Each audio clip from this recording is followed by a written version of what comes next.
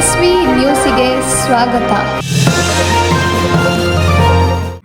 ಸಿದ್ದರಾಮಯ್ಯ 3 ಬಾರಿ ಕರೆದು ಮಂತ್ರಿ ಮಾಡ್ತೀನಿ ಅಂದ್ರು, ಆದರೂ ಮಾಡಿಲ್ಲ. BR ಪಾಟೀಲ್ ಬೇಸರ.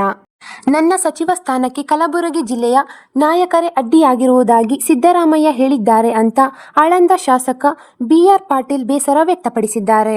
ಕಲಬುರಗಿಯಲ್ಲಿ ಮಾತನಾಡಿದ ಶಾಸಕ BR ಪಾಟೀಲ್, ಅದು ಯಾವ ಲೀಡರ್ ಅಂತ ನನಗೆ ಗೊತ್ತಿಲ್ಲ. ಸಿದ್ದರಾಮಯ್ಯ ಜಾರಿಕೊಳ್ಳಲು ನೆಪ ಮಾತ್ರಕ್ಕೆ ಈ ರೀತಿ ಹೇಳಿದ್ರಾ?